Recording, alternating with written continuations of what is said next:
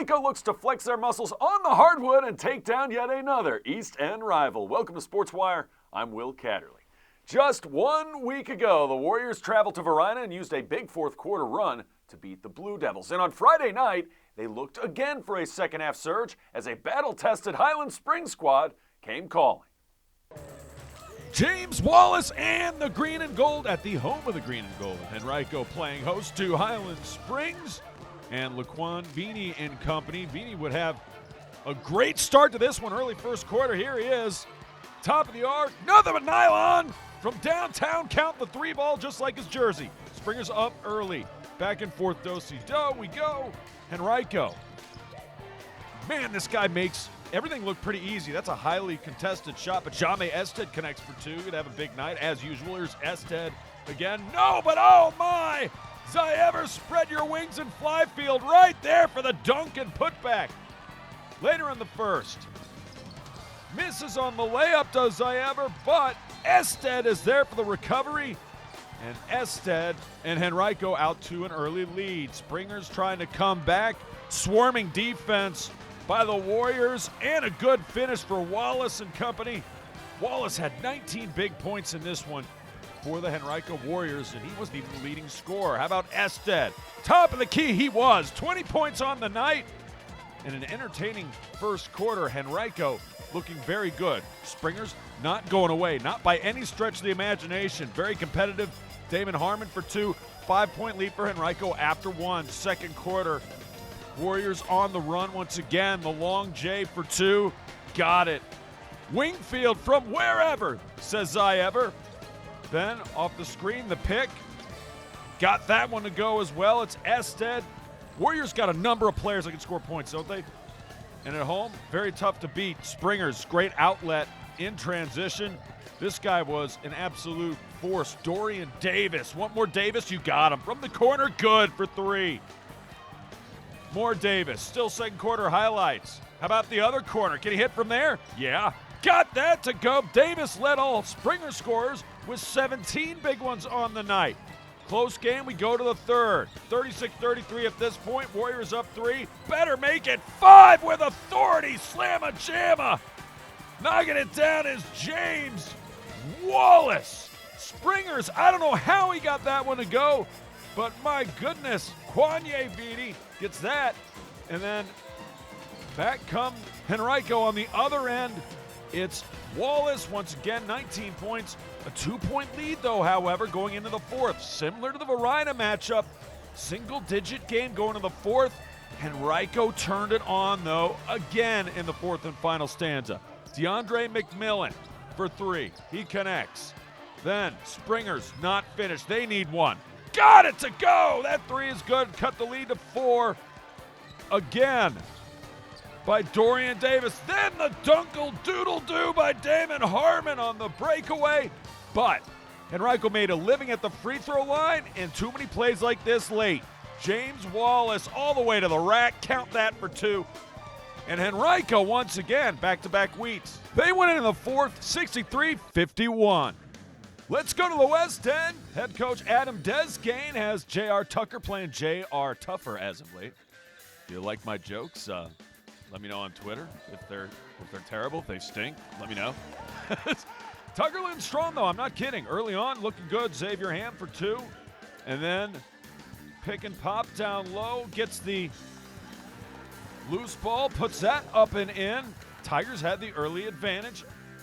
Down 11-10, though, at the end of one. Deep run.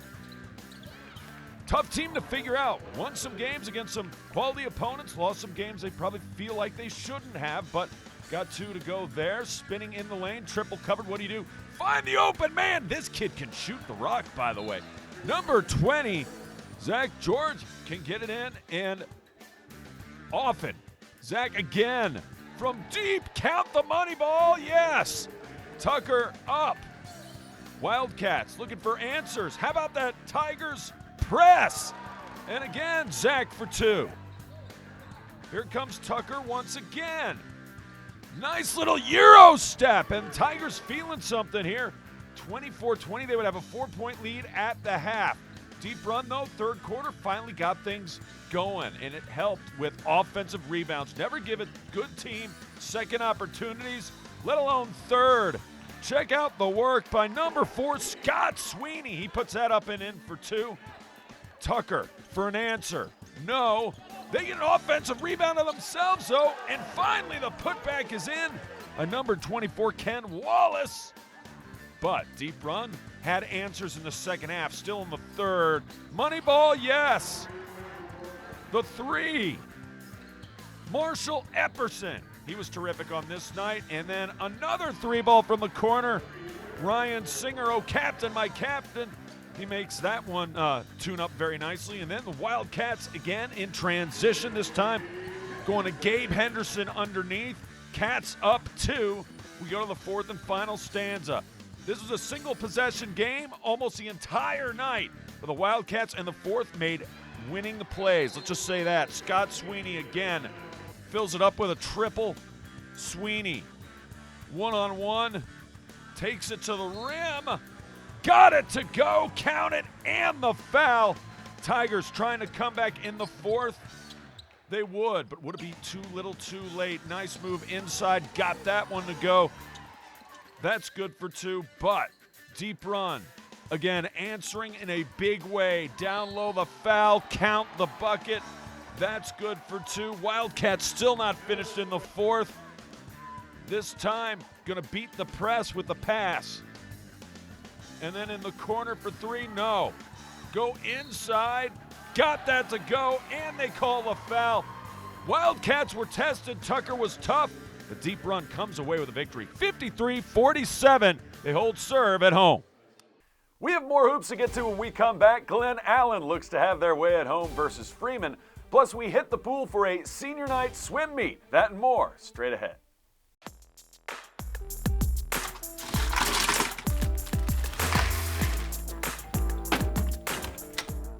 Thank you.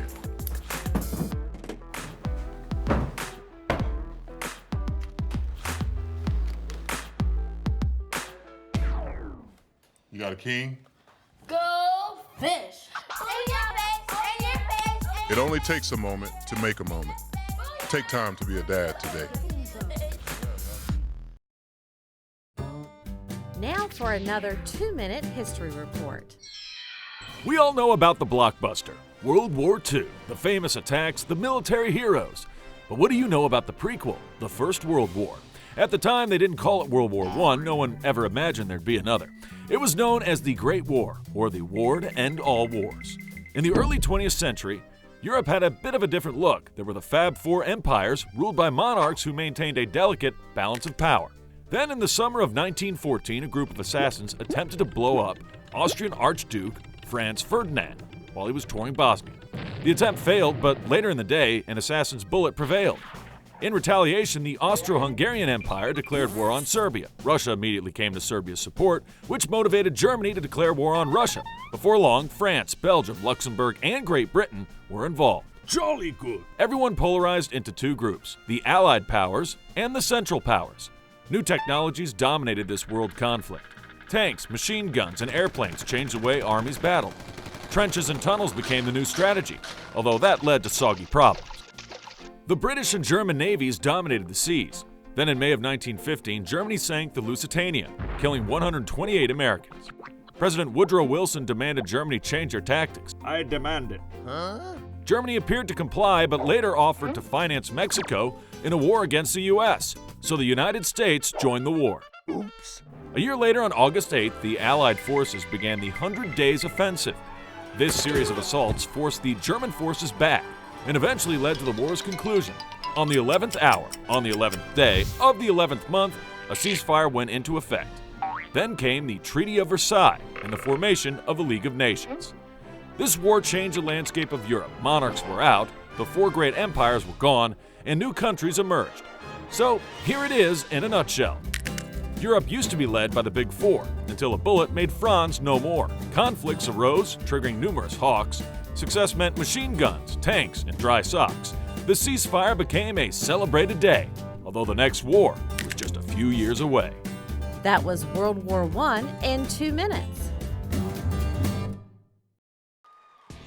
Welcome back to SportsWire. Courtney Eastley and this guy jumping in the pool, Daniel Chance. Let's do some swimming, shall we? It's senior night for J.R. Tucker at RVA Swim.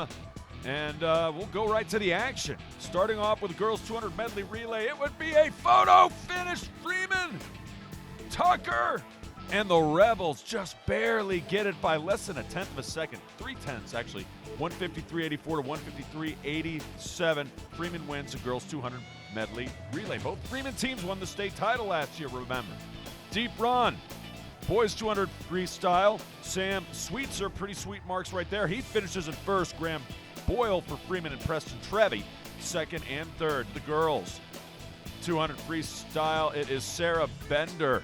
She dominates the competition by over 2 seconds as Courtney Eastley for Tucker and Abby Russell finish second and third, respectively. Boys 200 individual medley.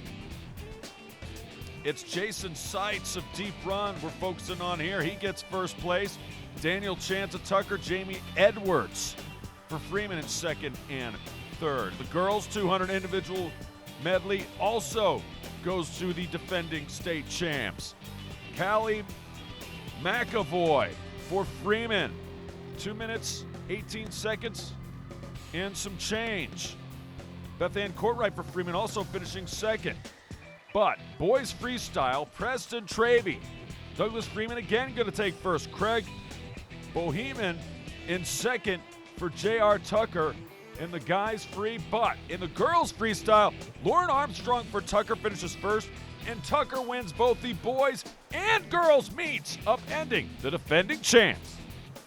And with that, let's go up tempo. We start on the gridiron where Varina wide receiver Isaiah Page has made a commitment to play at Old Dominion. The senior was named the Regional Offensive Player of the Year for the Blue Devils, amassing 911 receiving yards, 821 rushing yards, and 20 touchdowns last season. To basketball now, where one former Henrico Warrior made a huge impact at Cal State Bakersfield. DeMonte Buckingham was the second leading scorer for the Roadrunners in their overtime win over Kansas City 74-64. Buckingham delivered 16 points in the victory. Back to the high school ranks as Glen Allen got the best of J.R. Tucker in guys hoops. The Jags overcame a 6-point halftime deficit and got 14 points from Ryan Wheeler and 17 from Taven Smith. The Jags won 62-52 in the end.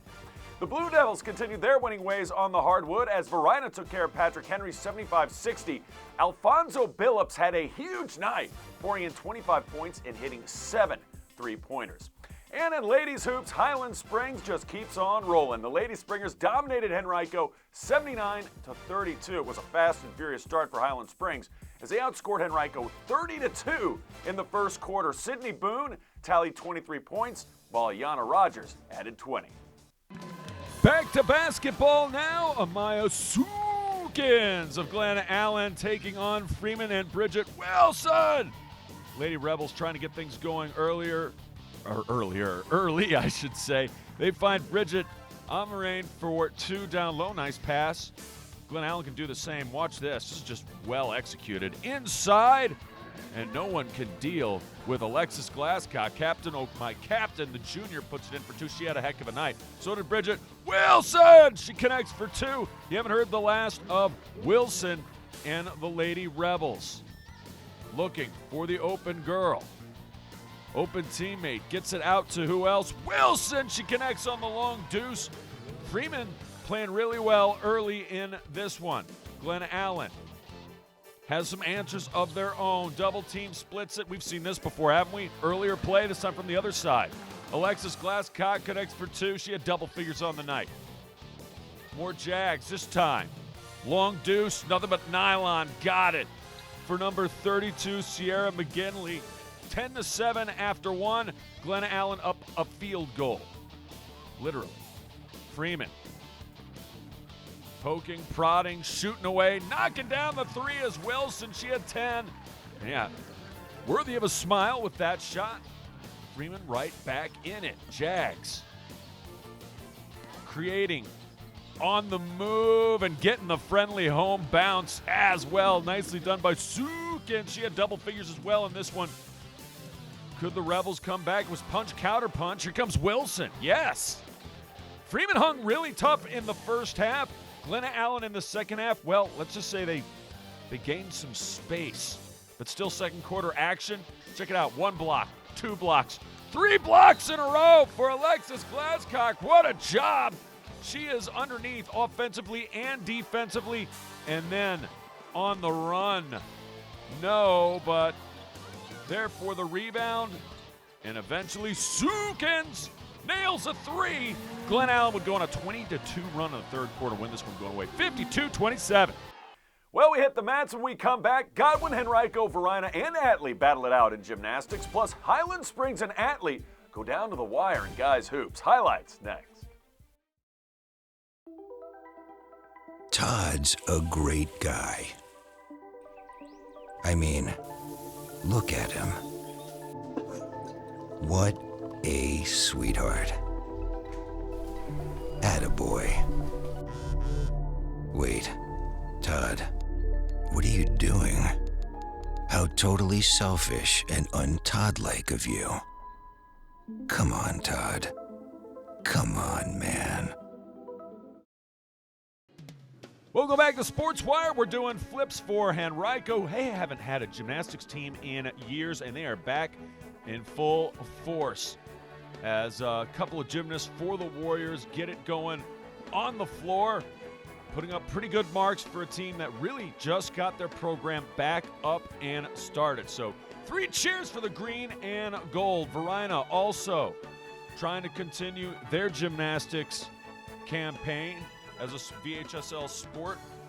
Nice dismount right there for Varina. Highland Springs fielding a team, too, for the first time since 1990. They weren't part of this meet, held at Gym USA in South Ashland, Virginia.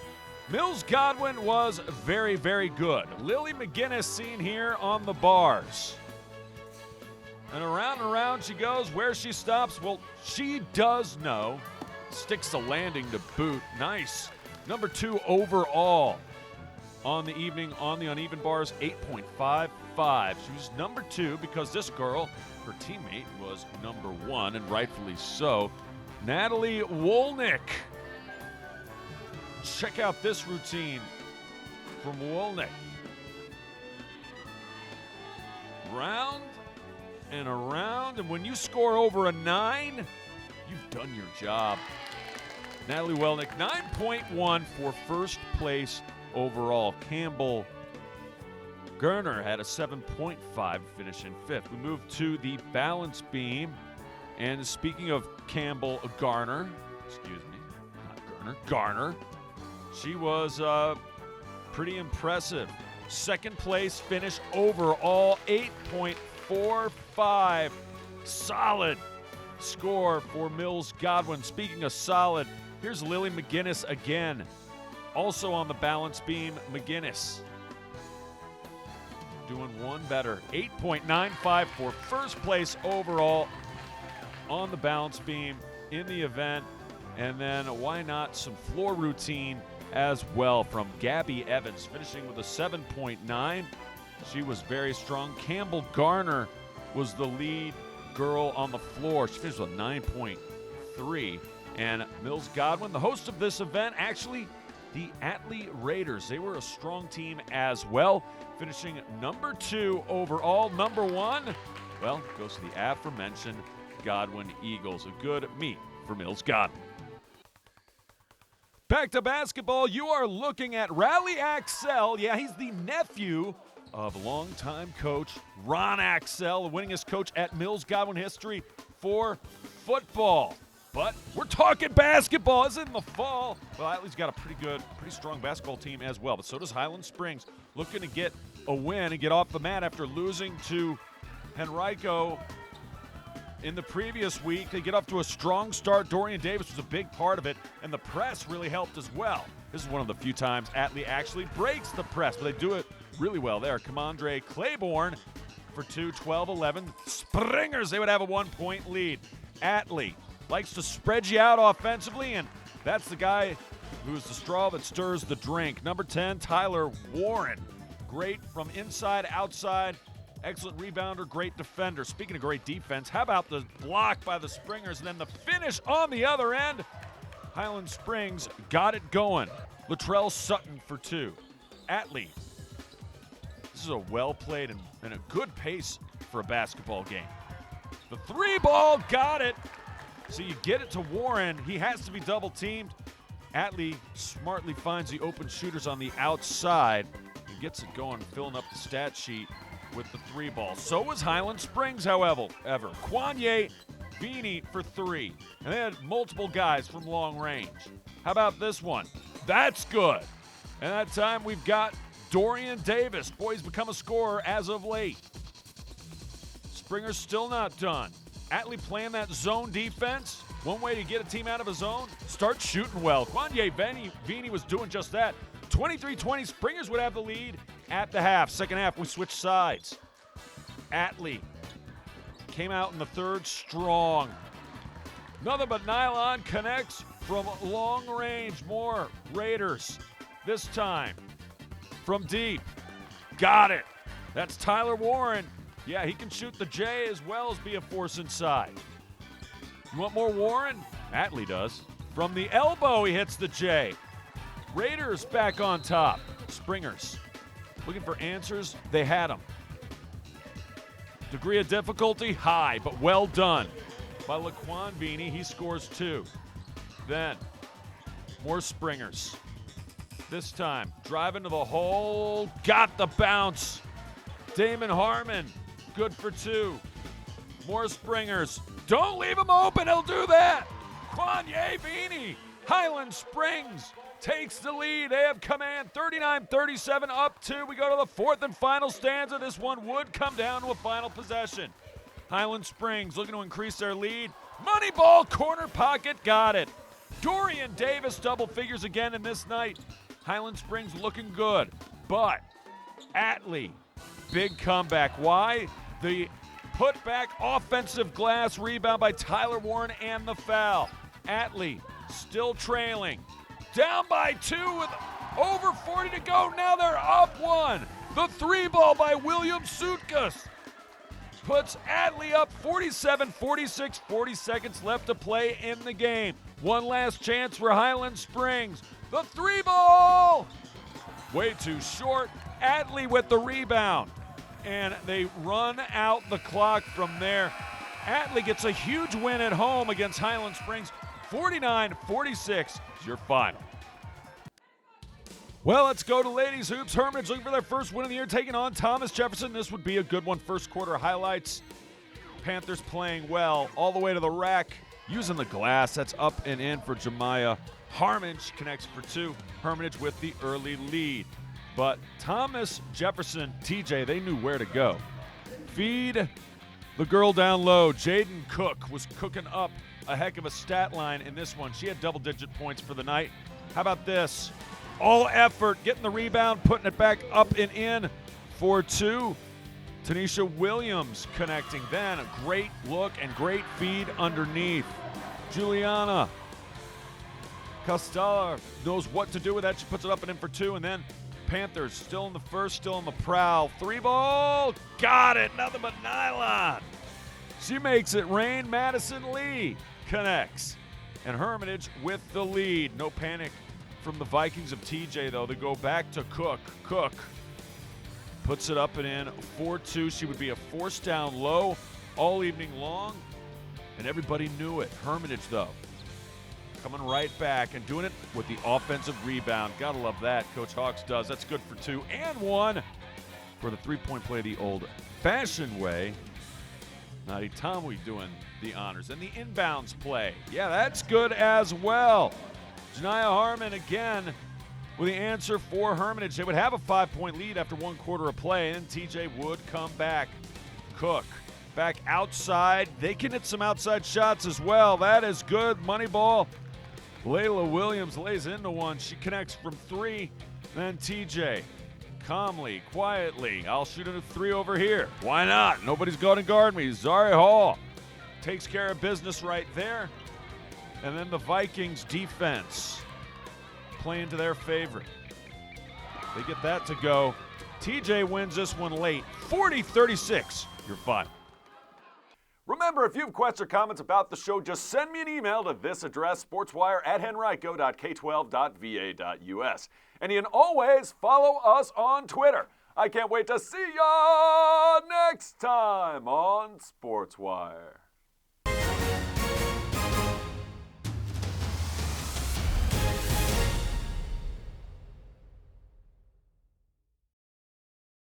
If you want to see more videos like these, subscribe to our YouTube channel.